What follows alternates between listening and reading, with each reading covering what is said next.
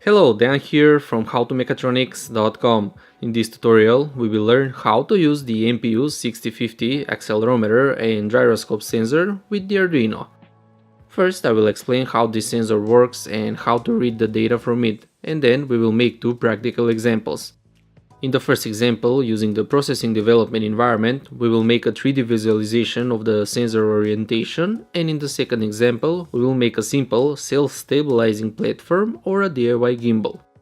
Based on the MPU 6050 orientation and its fuse accelerometer and gyroscope data, we will control the three servos that will keep the platform level.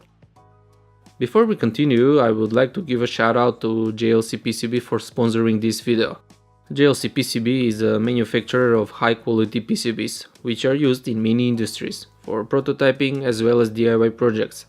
Once you have your PCB design ready, simply upload the Gerber file, review your PCB in the Gerber viewer, select the properties that you want, and order your PCB at a reasonable price. If it's your first order from JLC PCB, you can get up to 10 PCBs for only $2. The MPU 6050 IMU has both 3-axis accelerometer and 3-axis gyroscope integrated on a single chip. The gyroscope measures rotational velocity or rate of change of the angular position over time, along the X, Y, and Z axis. It uses MEMS technology and the Coriolis effect for measuring, but for more details on it, you can check my particular How MEMS Sensors Work tutorial. The outputs of the gyroscope are in degrees per second, so in order to get the angular position, we just need to integrate the angular velocity. On the other hand, the MPU 6050 accelerometer measures acceleration in the same way as explained in the previous video for the ADXL345 accelerometer sensor. Briefly, it can measure gravitational acceleration along the 3-axis, and using some trigonometry math, we can calculate the angle at which the sensor is positioned. So if we fuse or combine the accelerometer and gyroscope data, we can get very accurate information about the sensor orientation. The MPU 6050 IMU is also called 6-axis motion tracking device or 6 degrees of freedom device because of its 6 outputs or the 3 accelerometer outputs and 3 gyroscope outputs. Nevertheless, let's take a look how we can connect and read the data from the MPU 60 sensor using the Arduino. We are using the I2C protocol for communication with the Arduino, so we only need 2 wires for connecting it, plus the 2 wires for powering. Here's the Arduino code. So first we need to include the wire library which is used for the I2C communication and define some variables needed for storing the data. In the setup section we need to initialize the wire library and reset the sensor to the power management registers. In order to do that, we need to take a look at the datasheet of the sensor, from where we can get the register address. Also, if we want, we can select the sensitivity or the full scale range for the accelerometer and the gyroscope using their configuration registers. For this example, we will use the default ±2G range for the accelerometer and 250 degrees per second range for the gyroscope, so I will leave this part of the code comment. In the main loop, we start by reading the accelerometer data. The data for each axis is stored in 2 bytes or registers, and we can see the addresses of these registers from the datasheet of the sensor. In order to read them all, we start with the first register, and using the request from function, we request to read all 6 registers for the X, Y, and Z axis. Then we read the data for each register, and because the outputs are 2's complements, we combine them appropriately to get the correct values. In order to get output values from -1G to +1G, suitable for calculating the angle, we divide the output with the previously selected sensitivity. Finally, using these two formulas, we calculate the roll and the pitch angles from the accelerometer data. Next, using the same method, we get the gyroscope data. We read the 6 gyroscope registers, combine their data appropriately, and divide it by the previously selected sensitivity in order to get the output in degrees per second. Here you can notice that I correct the output values with some small calculated error values, which I will explain how to get them in a minute. So as the outputs are in degrees per second, now we need to multiply them with the time to get just degrees. The time value is captured before each reading iteration using the millis function. Finally, we fuse the accelerometer and gyroscope data using a complementary filter. Here we take 96% of the gyroscope data because it's very accurate and doesn't suffer from external forces. The downside of the gyroscope is that it drifts, or it introduces error in the output as the time goes on. Therefore, on the long term, we use the data from the accelerometer, 4% in this case, enough to eliminate the gyroscope drift error. However, we cannot calculate the yaw from the accelerometer data, so we cannot use the complementary filter on it. Before we take a look at the results, let me quickly explain how to get the error correction values. For calculating these errors, we can call the calculate IMU error custom function while the sensor is in flat still position. Here we do 200 readings for all outputs. We sum them and divide them by 200. As we are holding the sensor in flat still position, the expected output values should be 0. So with this calculation we can get the average error the sensor makes. We simply print the values on the serial monitor, and once we know them, we can implement them in the code as shown earlier, for both the roll and pitch calculation as well as the 3 gyroscope outputs.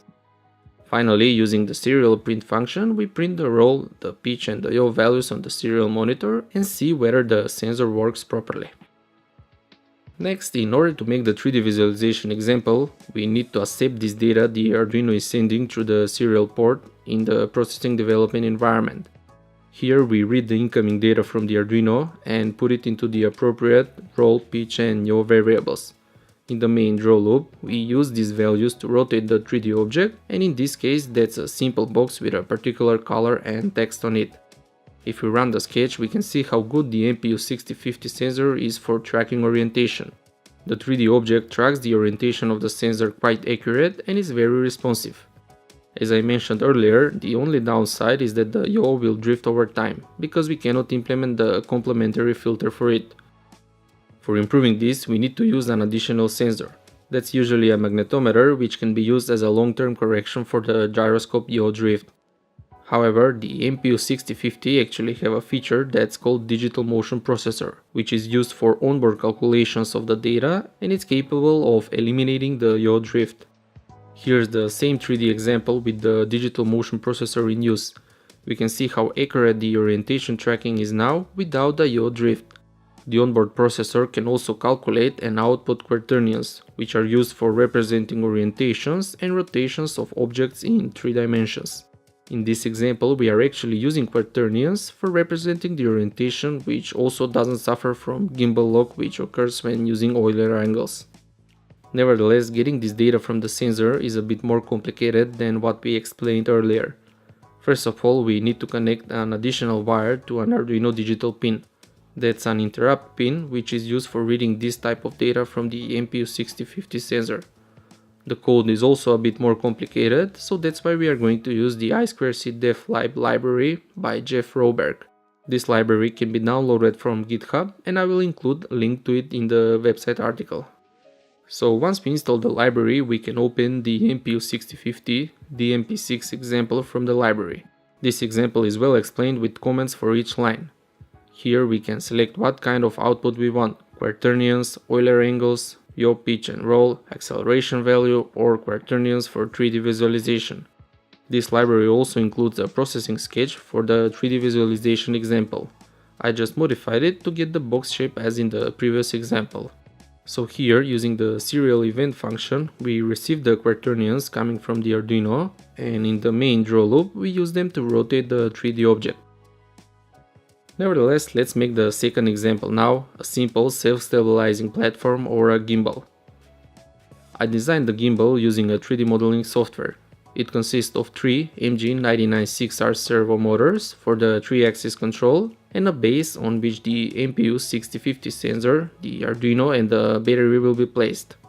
You can find and download this 3D model as well as the STL files which are used for 3D printing on the website article. The link is in the description of this video. Using my Creality CR10 3D printer, I 3D printed all of the parts and they came out just perfect.